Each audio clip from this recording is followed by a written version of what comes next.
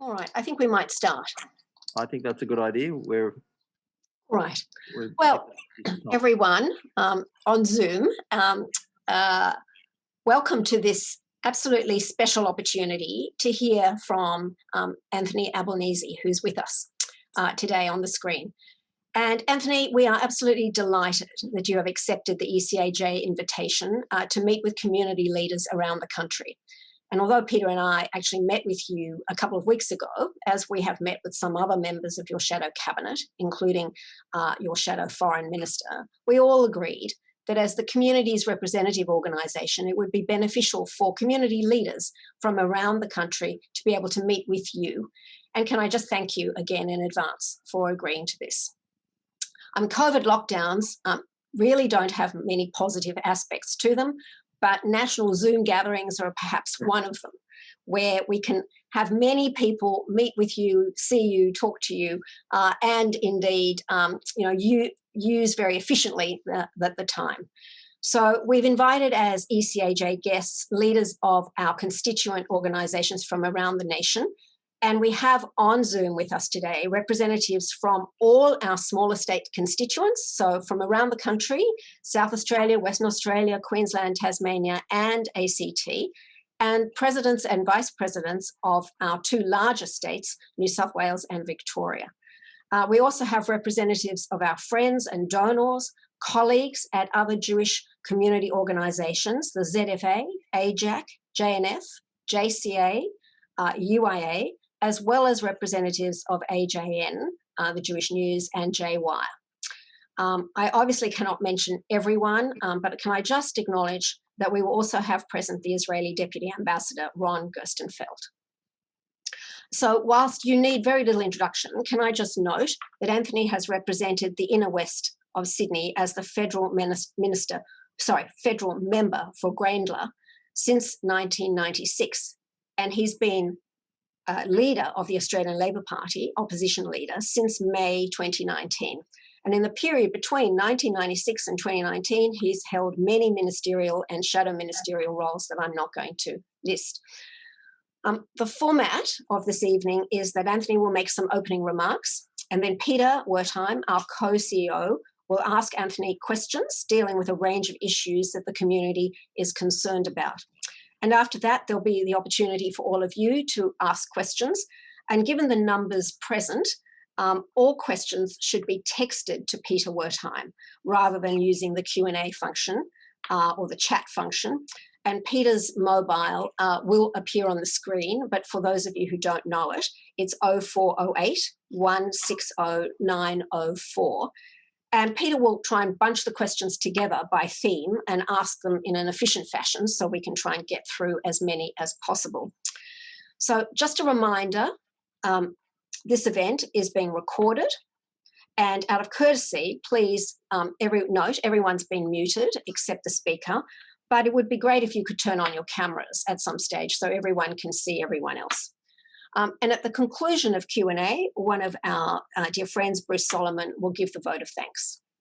So let me now hand over to you, Anthony.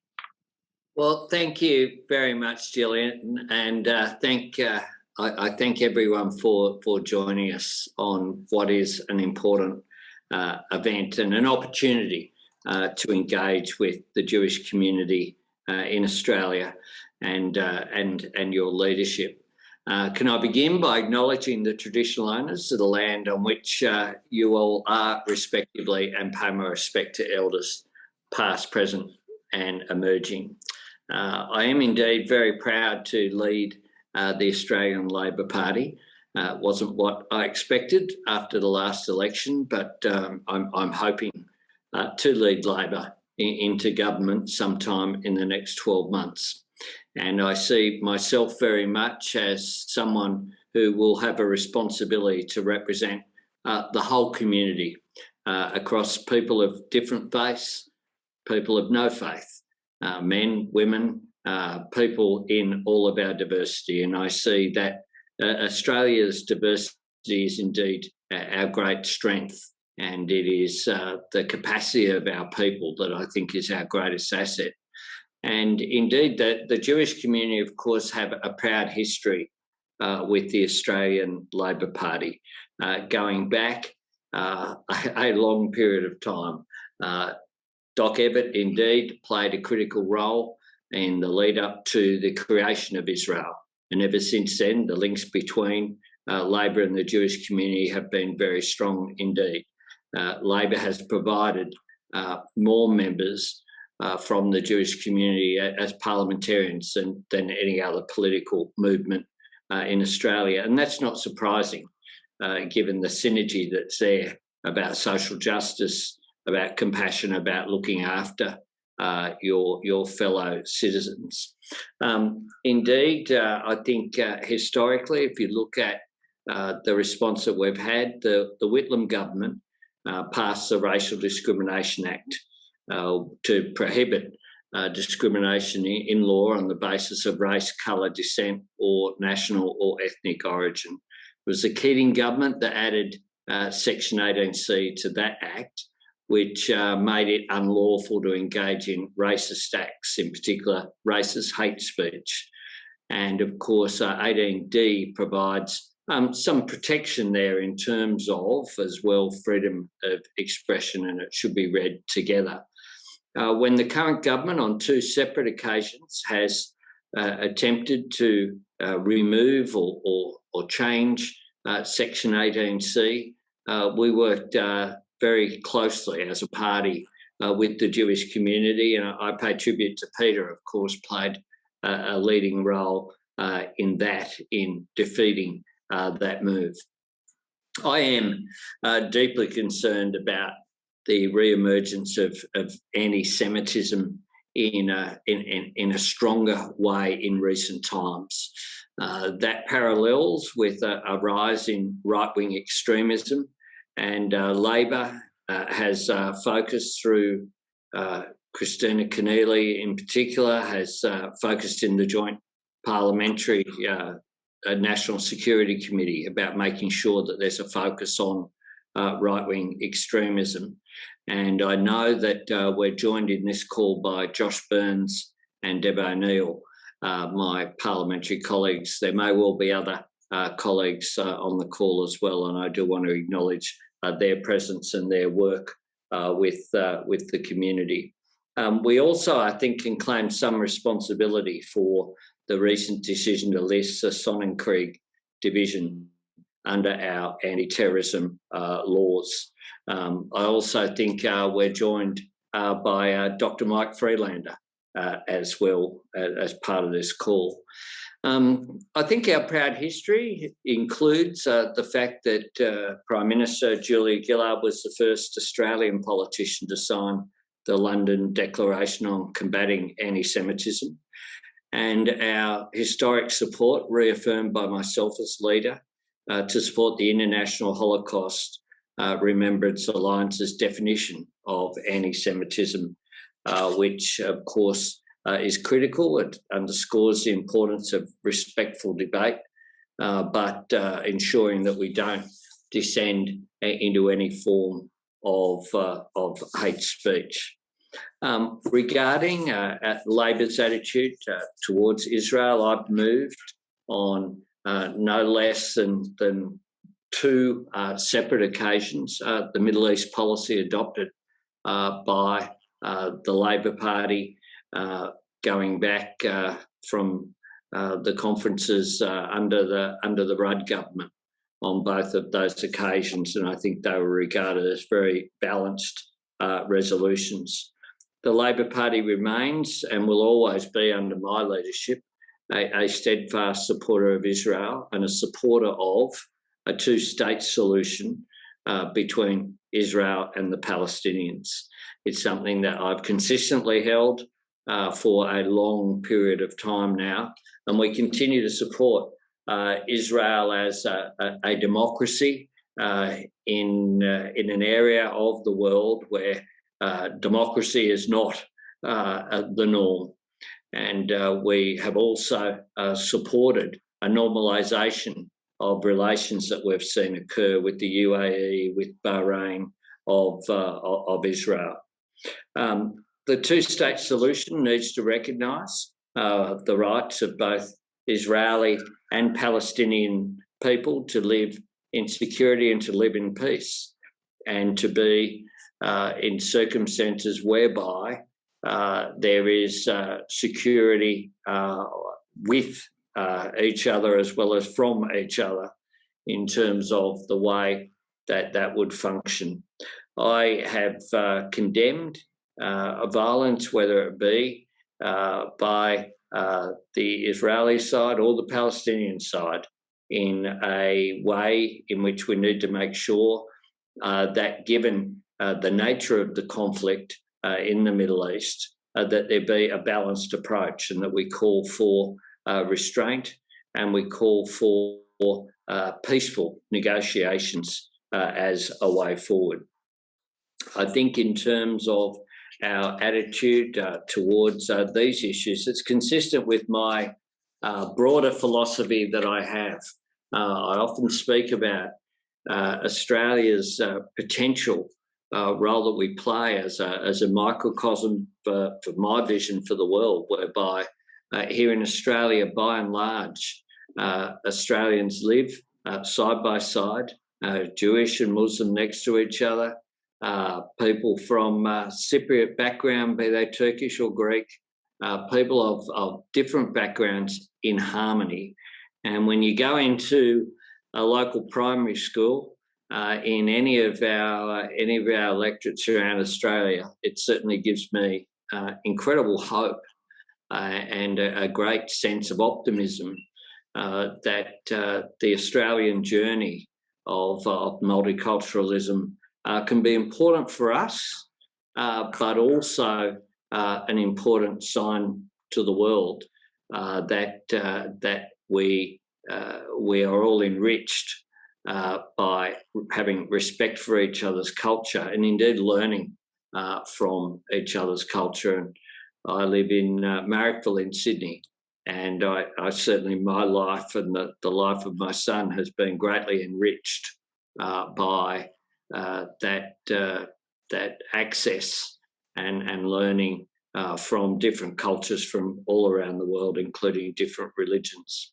I have been an unequivocal and firm supporter of multiculturalism, and I've also been just as firm and consistent in my opposition to racism in any form whatsoever. I regard the BDS campaign as one that is based upon a racial targeting of a group, in this case Israel, and it's something that I have not supported, and have indeed led the campaign to make sure when Marrickville Council, my local council, adopted support for the BDS, that it was overturned. And I worked very closely with people like Peter and Bruce Solomon and others on that campaign very, very publicly. Seems to me that the more contact that people have with each other, the better. Not less contact, we need more contact. And the idea as well that at the time when that was a very hot campaign, the campaign against Leonard Cohen and against people in terms of performing in Israel was, I think, incredibly counterproductive. And I pledge to you the ongoing opposition to BDS, and to, as well, recognise that with the rise of anti-Semitism and racism in some quarters, be they the rise of the extreme right, but also some on the extreme left as well, that there's a need to provide increased support for the community, including schools and places of worship need to be protected and supported. So can I very much thank people for joining in this conversation. I look forward to the conversation. The community links between the Jewish community and Labor are long established. My personal links are long established as well. and I pay tribute to the community leaders who play such an important role. Most of you, of course, volunteers in your own time to advance not just your community, but by advancing your community, advance the nation of Australia as well, of which you've been such an important part since. Those of us are all migrants or descendants, except for First Nations people, of course. So I might leave it there very much, Jillian, but look forward to the discussion. Thank Thank you you so much. I'm going to hand over to Peter. Thank you so much for that, Anthony, for that introduction. You've certainly touched on all the key issues that have been foremost in our minds for the last year at least, and going back even further. So what I thought I might do is to drill down in some of the that you've headlined, maybe discuss some of them in a bit more depth. I might start actually with what you had to say about anti-Semitism. In particular, you acknowledged that it's not just right-wing extremism, it's coming from a variety of different sources these days. It can come from the left, it can come from religious sources. So let me begin this question with just an observation that the armed hostilities between Israel and Hamas, which occurred in May, saw a worldwide upsurge in physical and other threats and attacks against Jews and Jewish community institutions. Some of those responsible for the attacks and many of their supporters deny that the attacks in any way constitute anti-Semitism. They say it's merely legitimate protest or political criticism or anti-Zionism, which they say does not amount to anti-Semitism.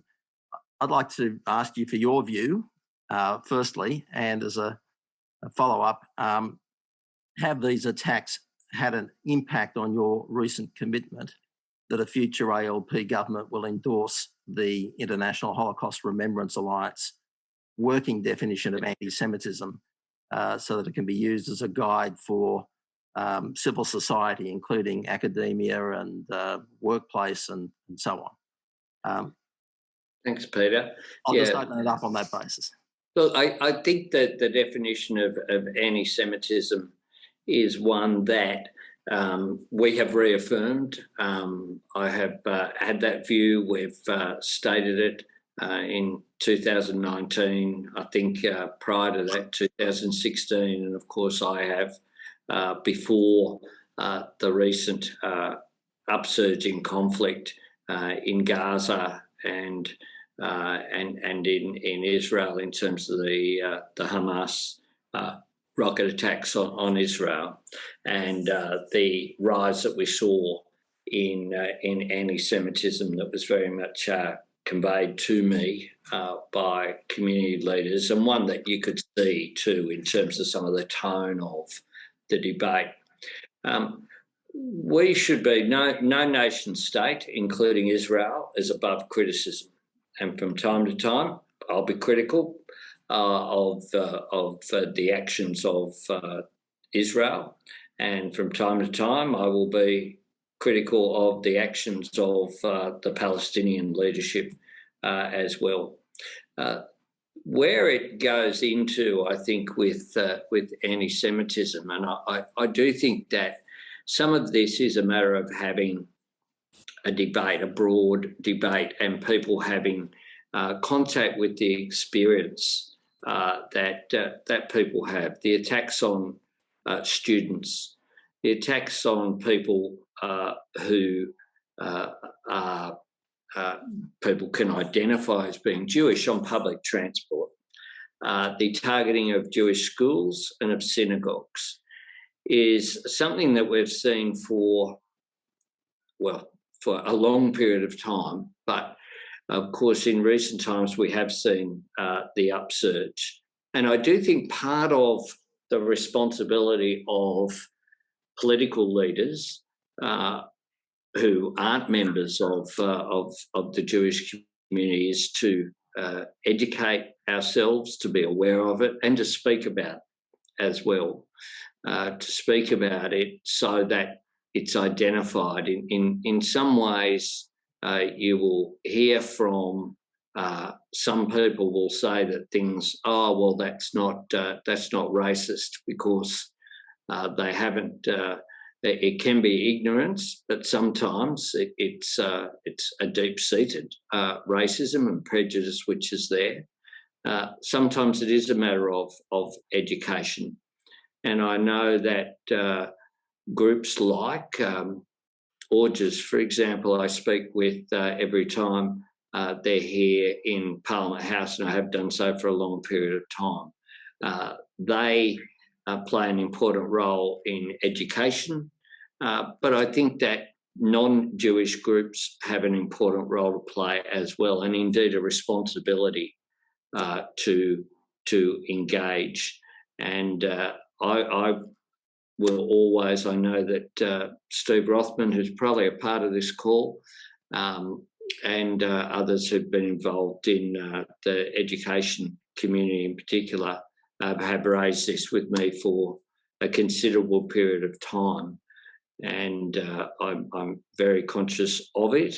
I'm conscious of the fact that Labor, when we were last in government, provided, for example, additional security measures for Jewish schools, and that was something that I was very supportive of.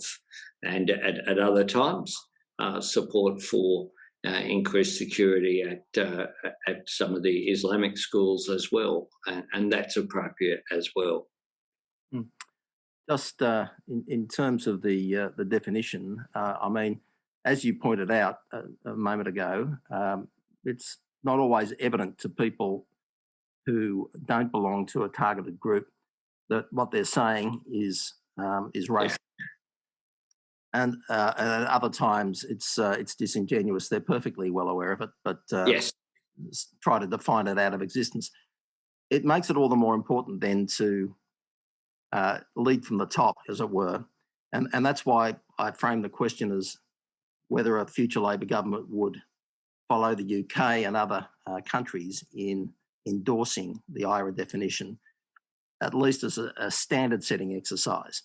Yes. Solve the problem. Yes, it's a very clear answer. Oh, well, that's great.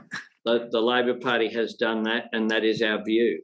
I think that it is critical that there be leadership on those issues, leadership against any form of racism. Australia, of course, doesn't always have a proud history, including against First Nations people. And one of the things that we've got better at in recent times is acknowledging that. The proudest moment I've had in the federal parliament is the apology to the stolen generations on the first day in which we came into government. And I think in general, we just need to be, always vigilant. I don't have to tell this group that if we're not vigilant, if racism isn't called out, if we're not prepared to stand up, then it thrives. Silence doesn't work when it comes to the spread of racism. And history shows us that that's the case, and we need to learn from that history. From the tenor of the text, you're getting a lot of thumbs up for that last answer. So thank you for that. I'll move on now to Israel. You mentioned that as well.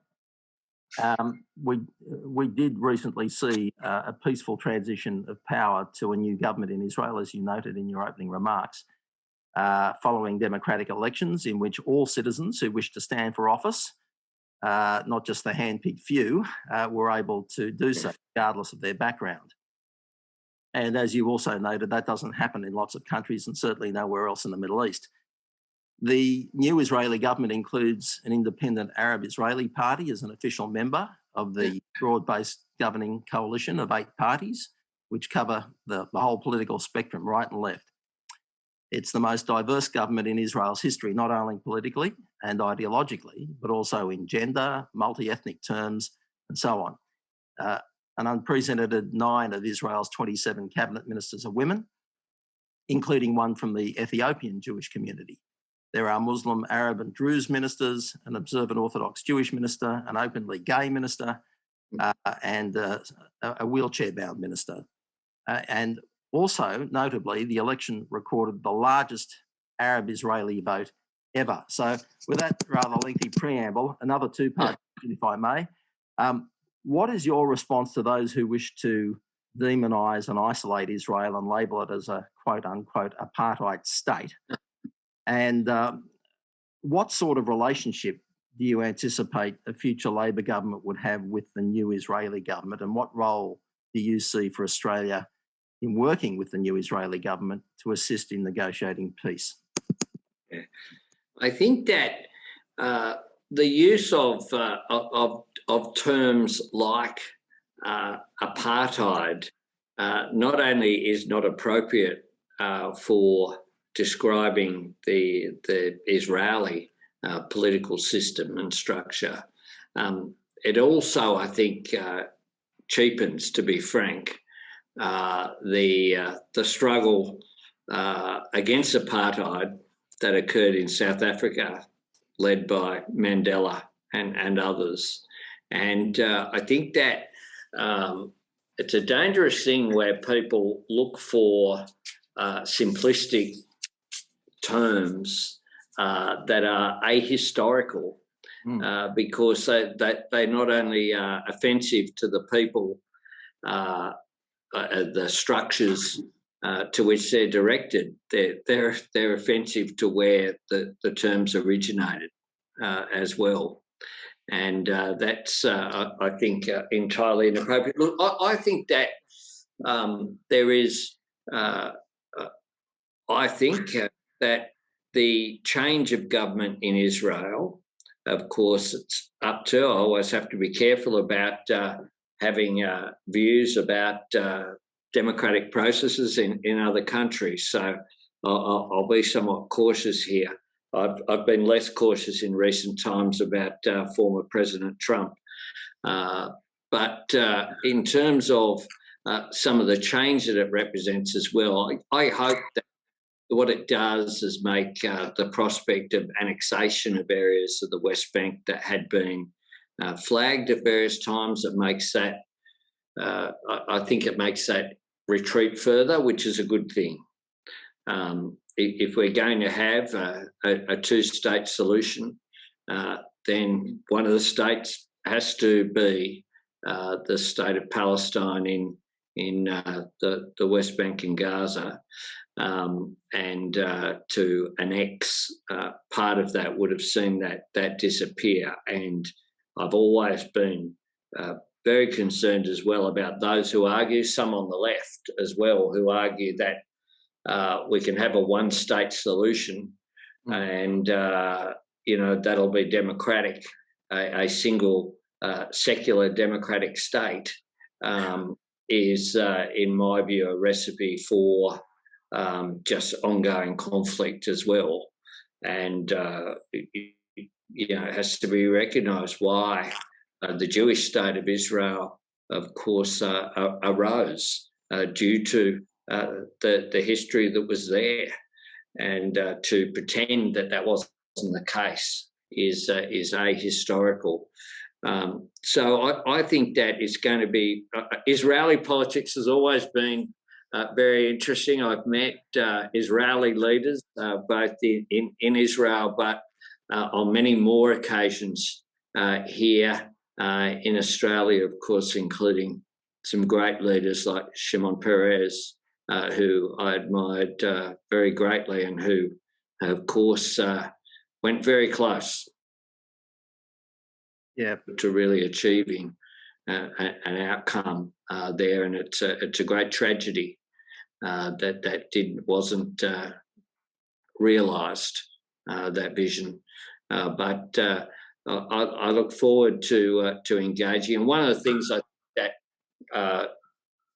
one of the things I intended to do was to go to visit the Middle East. Of course, was on my agenda as a leader, and of course that hasn't been possible. It's barely possible. I can't visit my home in Sydney, let alone go anywhere else. I haven't been home for a month.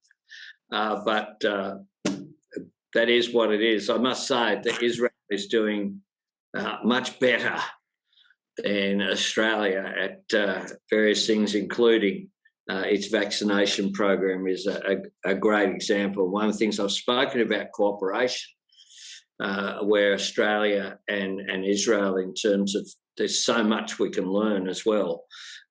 There are some issues that we have in common: scarcity of water, use of new technology. One of the things you will, I think there may well be people on the phone on this Zoom who were at a meeting years ago where the BDS, I was being attacked in a granular forum by the Greens and over my position on BDS, and I got out my mobile phone and I asked everyone to put their mobile phone up in the air, and I said, righto, we're going to go around and someone will get. I got one of my team to say, okay, can you pick up the bin? And I said to them, you can now all put your phones in the bin, because if you support the BDS, then you can't have any mobile phone in the world has technology that was produced in Israel. So if you're against it, it goes. Very timely reminder also of the Marrickville council affair, which you also alluded to in your opening. This year actually marks the 10th anniversary of the New South Wales state election, where the Jewish community rallied to oppose the Greens pro-BDS candidate in the seat of Marrickville, and I think we played some part in assisting the ALP in retaining that seat. Absolutely. And at the time, you were very prominent in your opposition to BDS, and you described boycotting Israel as beyond the pale, and took the Greens to task for engaging in counterproductive self-indulgence. I think those were your words. Now, a number of Arab states have in recent times set aside their historic opposition to Israel by normalising relations, and you alluded to that as well in your opening. And of course, as part of that, they've abandoned their previous boycotts against Israel. You've condemned... a good thing. Yep. And yet, despite this, we see former Foreign Minister Bob Carr has circulated a motion to the ALP branches calling on them to support a boycott of Israel and Israeli products. So I think you've already made it very clear that you're opposed to BDS, but let me ask you, why does Bob Carr keep popping up and coming up with these resolutions, and is there anything that can be done to to put this issue to bed? Yeah, well, I assure you that there is no prospect of any of the New South Wales Conference carrying any resolution like that, and there's no support for it from any significant figures who hold current positions in the Labor Party. I haven't seen the resolution.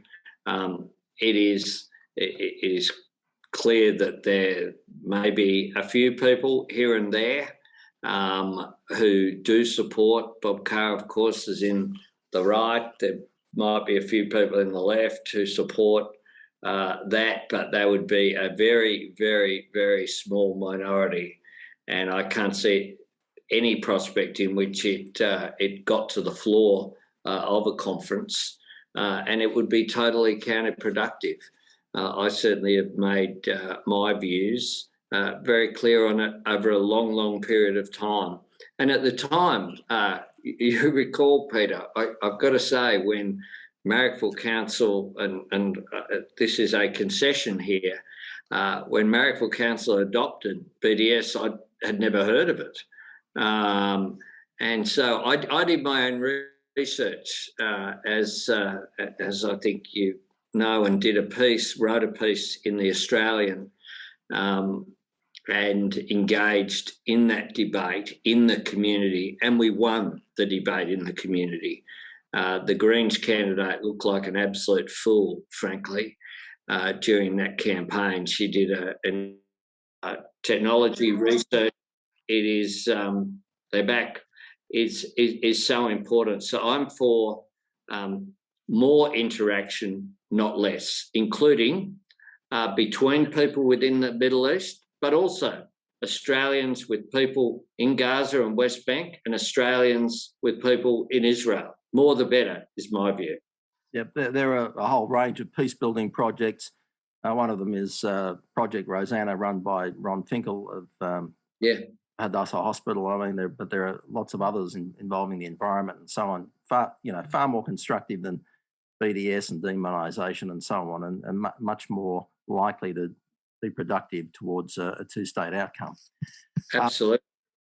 And thank you for your statement that there's no prospect of the car motion coming on the floor. I see that Chris Minns, also your New South Wales counterpart, made a similar statement in the New South Wales Parliament, and that's very welcome. Could I move then now to another state, if I may, and that's Queensland. Can I say this as well, Peter, just to be clear? There isn't a single member of the caucus, of my caucus, that supports that position, not one. Thank you. I mean, that's the impression we've had in private meetings with them too, but, come out and say it on the record is very welcome, and I'm sure we'll... Now the recording's even going too. Yeah, well, I'm sure we managed to capture it somehow, so thank you for that. I'd like to move now to another state, and that's the recent Queensland State ALP conference in June. And again, we had a resolution that was passed. It was not a BDS resolution, but it accused Israel of quote-unquote ethnic cleansing, and there were speakers supporting the motion who described Israel as an apartheid state. We dealt with that. One speaker said it was understandable that Hamas had launched over 4,000 rockets indiscriminately into Israel. And your colleague, Shadow Foreign Minister Penny Wong, rightly in our view condemned those outrageous and extreme statements, saying that they would do nothing to advance the cause of peace. Just give you the opportunity to state your view of the Queensland resolution, and do you agree that describing Israel as an apartheid state and engaging in ethnic cleansing and making supportive statements about Hamas does nothing to further the cause of peace between Israel and the Palestinians? Yeah, well, I certainly agree with Penny Wong's statements that she made at the time. And there's no justification. There's a need for, in my view, to oppose people who support peace in political structures here, to oppose aggression and moves that undermine peace, no matter who they're from. Now, the firing of rockets into Israel indiscriminately undermines peace. It doesn't, and endangers lives, and indeed is counterproductive as well, because it causes fear, which makes it more difficult to advance dialogue, as does some of the actions of Israel as well in responding aggressively to that. They feed off each other, and what we need is less of it from both sides. We need to recognise, I have been critical of settlements. I've been critical of some of the actions in East Jerusalem that have occurred as well. And we need to recognise, though, that if you have a circumstance whereby, as that resolution did, that if you see aggression responding with more aggression and more aggression, then what you get is an escalation of conflict.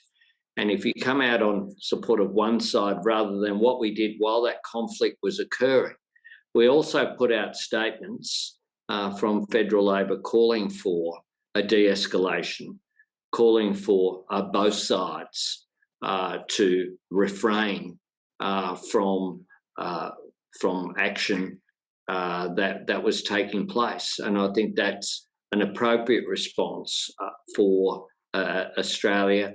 Our response was the same as the current government, basically, I think, put out a similar statement. The foreign minister at the time, and there basically was the same position between the foreign minister and the shadow foreign minister, and that's appropriate. Thank you. Yeah, it's good to get bipartisanship on these critical questions. So I will now move on to I think you've already dealt with the New South Wales issue because, I mean, just for the record, Bob Carr actually welcomed the Queensland resolution and then I guess was inspired by that to start circulating that pro-BDS motion for New South Wales. He was doing it by email and on mobile phone. But anyway, look, you've dealt with that and I thank you for it. We'll move on now to just one other point, and that was the recent ALP National Platform Conference in March.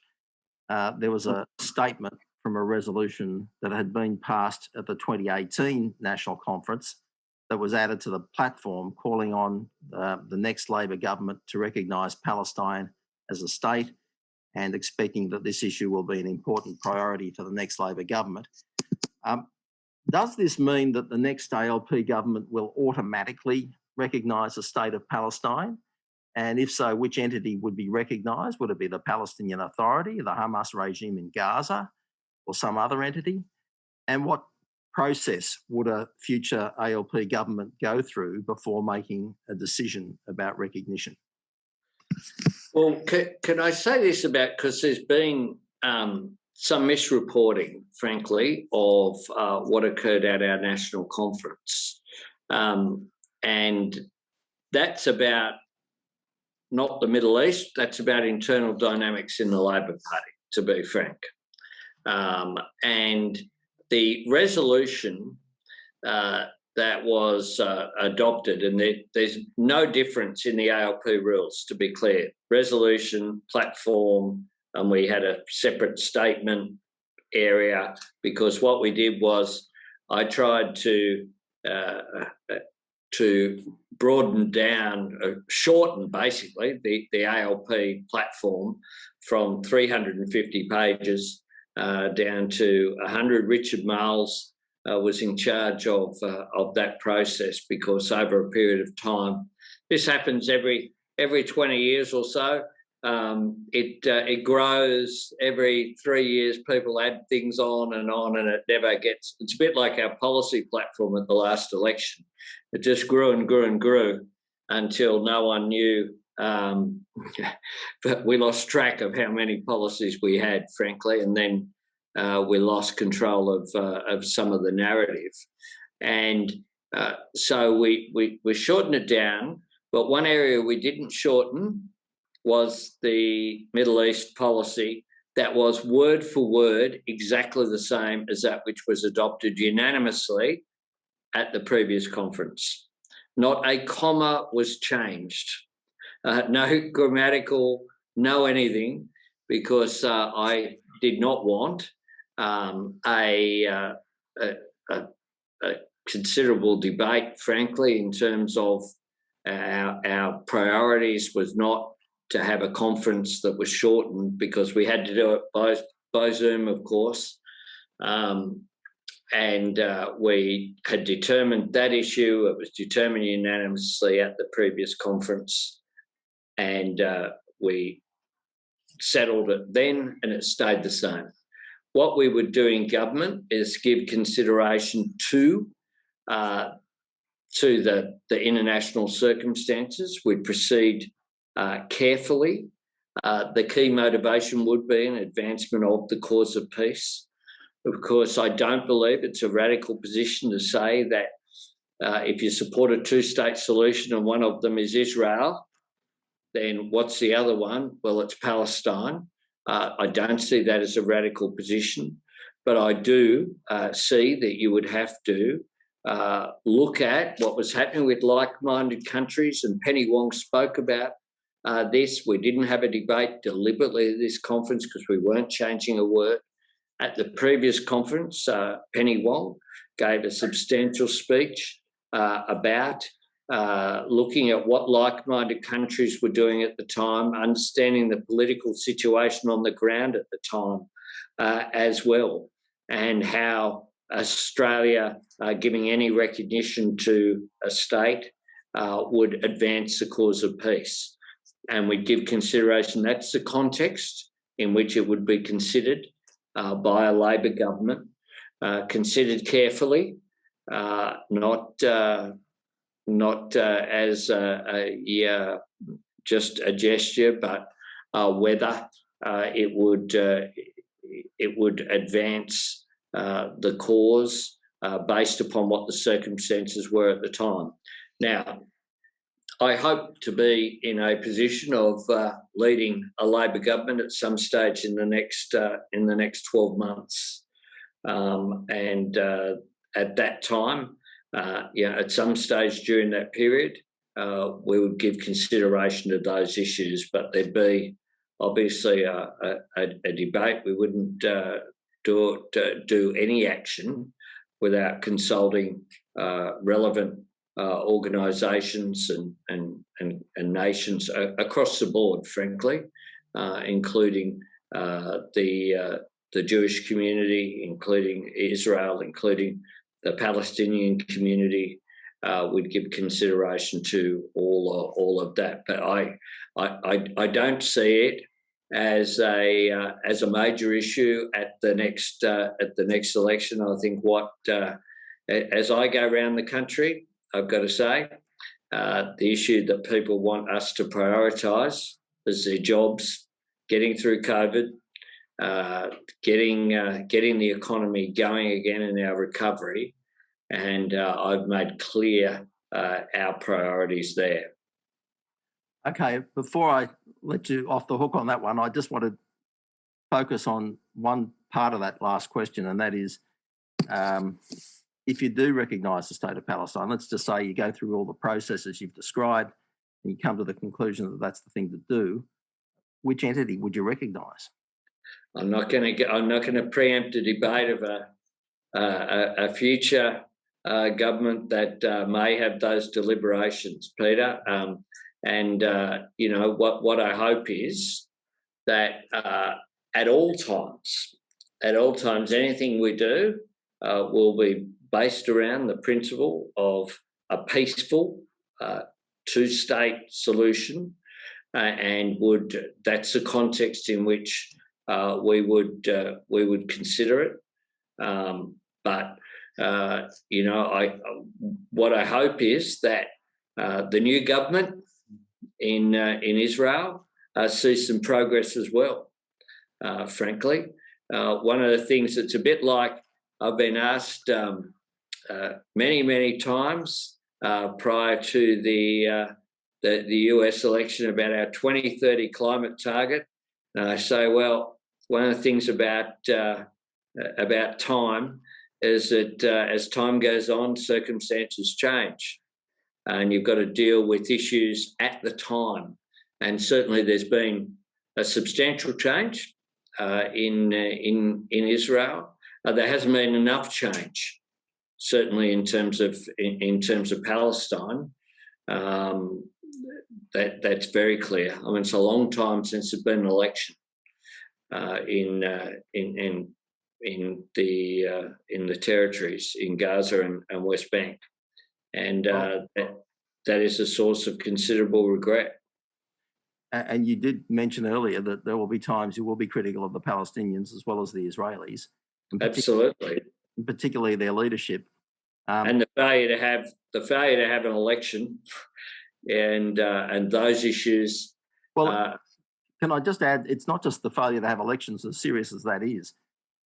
It's also their failure to grasp the opportunity of at least 3 public peace offers by Israel that we know of, which would have resulted in a two-state solution, including one in 2001, where the actual Palestinian and Israeli negotiators at the end of it issued a joint statement saying that they'd never been closer to reaching an agreement, and that with a bit more time and support from their governments, they were confident they could actually do the deal. And there are many Palestinians privately who say that that was a missed opportunity and they should have accepted what was offered then, which was essentially the Clinton bridging proposals, and which were repeated by Prime Minister Olmert in 2008. So the Palestinian leadership, seldom gets taken to task for those missed opportunities, which have cost their people so dear. And, absolutely. No, I don't disagree with any of that. Yeah. I had it doesn't get stated publicly very often. That's last year in a different context here in Australia with political negotiations we had over COVID and the response. I consistently said we're not going to allow the perfect to be the enemy of the good, and it is a tragedy that those opportunities have been lost. And I take it that from that answer, and also the answer you gave before about your opposition to the wording of the Queensland resolution and the sentiments behind it, that if anything new along those lines were to be introduced at the New South Wales or a future federal Labor conference, you'd be opposed to it. Sorry, something like the Queensland resolution? Yes. Yeah, yes. Absolutely. Okay, thank you. I just wanted to get some clarity. Yeah, no, absolutely. The number of texts that people weren't quite sure. Can I now? No, absolutely. Thank you. Can I now proceed with? I know we're getting very close to time, but there are a couple. But Peter, we can go a little bit over if everybody wants to stay, because there's no limit on the Zoom. If Anthony's willing to give us an extra 10 minutes or so. Yeah, sure. I have 10. I have another meeting at 7 that I'm due out of the building. So no. Look, we're getting. You can travel around in Canberra. I know the problem. No, we're getting very close to the end of it. Thanks, but there were a couple of domestic policy issues that I wanted to ask you about, and one relates to the issue of education. You alluded to that also in your opening. Our community has been distressed by a state of anti-Semitic bullying incidents at both public and private schools, directed at Jewish children as young as 5. Now, you're probably aware that the Australian Curriculum Assessment and Reporting Authority, ACARA, is currently undertaking a comprehensive review of the Australian curriculum and is conducting a consultation with the broader community. And the review affords an opportunity to include education against prejudice in different parts of the curriculum from the very beginning, foundation, to year 10. And the Executive Council of Australian Jewry, in consultation with educators, has put forward a comprehensive submission to ACARA in response to the public consultation, seeking to do precisely that. And we're hopeful also of getting support from other vulnerable communities, because they've had issues as well with their kids being bullied. So can I ask you, what do you think of the idea of aligning specific elements of the Australian curriculum with broader government policies to combat specific forms of racism and other specific forms of prejudice in order to promote social cohesion? Look, I'm very, very supportive. And I think as well, when you say specific, I assume what you're saying as well is that we should speak specifically about anti-Semitism. Yes. We should speak specifically about the targeting of people on the basis of their colour. And we should speak about specific racism in terms of First Nations people. I think absolutely. One of the things that one of the reasons why I guess I can be on the broad left of the political spectrum is that I have faith in humanity. I don't think that racism is an inherent thing.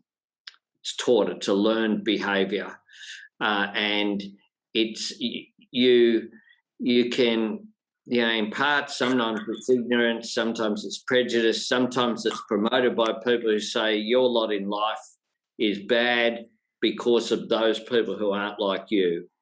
And I think I spoke before about primary students. You know, it just gives you incredible hope when you go into, you see a celebration of Moon Festival or something with kids from different backgrounds. But my son learnt Chinese at Delhi public school when he was a little kid. Didn't last too long, but you know, it's just a fantastic thing when you see that. And where we know that anti-Semitism is something that is very real and very specific, it should be talked about, and it should be taught of why it's wrong. Kids will teach each other. Teachers, by and large, play an amazing role in education, but it's got to be throughout every form of society. But if you get people at that level while they're very young as well, they are values that they'll hold their whole life. It's values I was raised with. I went to local Catholic school, was a very diverse school. St Mary's Cathedral was a diverse school, but it had people we had Jewish students and Islamic students and people in the inner city, basically. It was a very broad school, people from Orthodox backgrounds as well. And, you know, I came out of that process and everyone came out of that process educated by their experience in terms of racism, so that when it appeared, it was addressed. We had a large number of Christian Lebanese kids came after the Civil War in the 70s, and there was prejudice against them substantially. Many of them were of French Lebanese background, and English certainly wasn't their first language. And that was addressed. I remember it being addressed, but it had to be addressed directly. So including it in the curriculum would be a very good thing, and I'd be very supportive of that. Thank you. I might send a copy of our submission to your staff. Yeah, please do so. Yeah. You also mentioned security funding, which is a huge issue for us because of the expense involved. I'll just sort of give you a bit of background that the upsurge in anti-Semitism has resulted in the Australian Jewish community and other vulnerable communities, as you quite rightly pointed out, receiving significant government grants to help pay for the capital costs of upgrading physical security of their places of worship, schools, museums and other community institutions. However, with the exception of schools, none of these other institutions is eligible for funding to assist with the crippling operational costs of maintaining physical security, such as the costs of armed guards and community security groups. So would a future Labor government consider extending the eligibility for the funding of operational security costs from schools alone to those other types of institutions, places of worship and museums and community buildings and so on? Well, I haven't got my expenditure review committee with me, so I'm not in a position to give a commitment. I'm only asking you to consider it. Yeah, but certainly in terms of consideration, there's not much point having security cameras and things if they're not able to be monitored, and if there's not having gates and a secure system that relies upon labour as well, if you aren't able to do something in that area as well. So look, we'd certainly of course consider any submissions that were made. I'm not one of the things, as you know, Peter, we've had many discussions over the years. One of the things that I hope characterises my time in public life is that when I leave, people say, well, what you see is what you get. and he never gave us a commitment that he didn't fulfil. So I'll always be straight with people. So I'm not in a position to give a commitment, but I certainly would think that it's worthy of consideration. Okay. We've got from the Australian Jewish News, and it's in the wake of the recent hostilities between Israel and Hamas. We're aware that dozens of complaints were made to the ABC by members of the Jewish community and Jewish organisations about inaccuracy and bias in its news and current affairs coverage, and the exclusion of a representative Jewish community voice on an episode of Q&A, which was dominated by extreme anti-Israel rhetoric. The complaints were simply brushed off. Many feel that it is no longer good enough for a publicly funded body like the ABC to investigate itself in-house. Would a future ALP government consider establishing an independent external complaints mechanism for the ABC, comparable to the external complaints processes used by other publicly funded bodies, including SBS, the Australian Tax Office, and so on? Look, I'd give, this is the first time it's been raised with me, so I'm not going to give a sort of off-the-cuff thing. I didn't see the Q&A episode. I said to Tony Jones once, much to his chagrin, that I only watch it when I'm on it. I think the idea of spending a Thursday night watching Q&A is something that has never really appealed to me, I've got to say. And from time to time, I think that so I'm not aware of who was even on the program, but sometimes I think it does it does go off on tangents. Even when I've been on it, they have. I certainly made submissions about sometimes they have international people, particularly Americans, who have no idea about the context in Australia, and it can go off on all sorts of tangents. So I'm not aware of the specific episode. I just didn't see it. But of course, the ABC should always try to be balanced. I'm not going to join the pylon on the ABC because there is a bit of that, as well occurs more broadly, including from this government. I think that ABC is underfunded. I think it plays an important role, but it should always seek to be balanced, and it should. The whole idea of Q&A is that you have views, across the spectrum. I used to think, though, in government that you would have, when I'd do it, you'd be attacked by the Liberal Party and attacked by the Greens, as if the Greens were, 1/3 of the political system in Australia, which of course they're not. And I always found that difficult. I think there are a range of mechanisms in which the ABC is accountable already. I don't know that I'd want funding diverted into more bureaucracy. I want to see more Australian drama. I want to see more Australian quality journalism out of the ABC. But my view is that the ABC should always be balanced.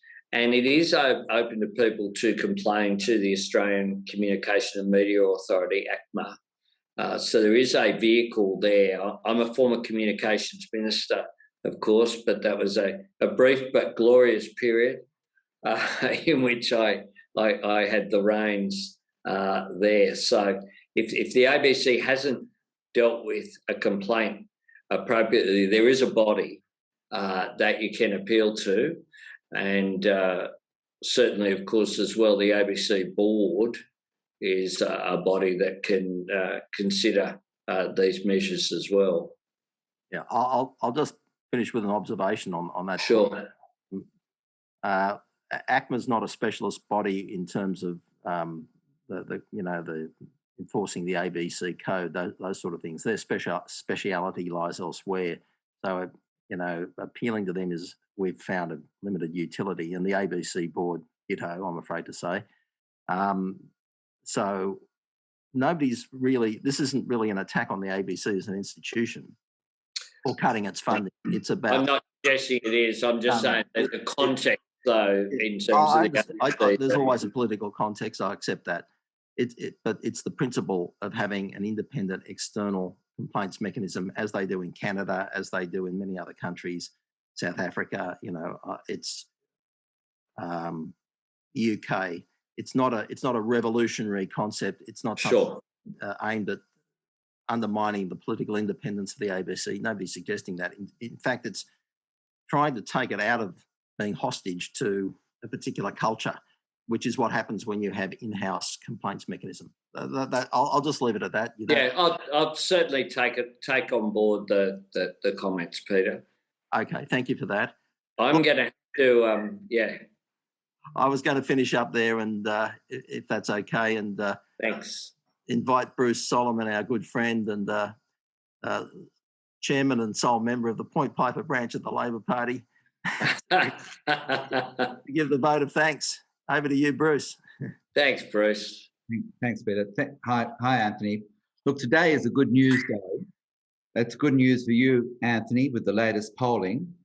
And it's good news for everyone listening here today, knowing that you are a loyal friend of ours. You are amongst friends here. We share the same values.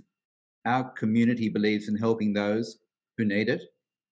And that a government has a positive role in making society fairer and creating opportunities for all.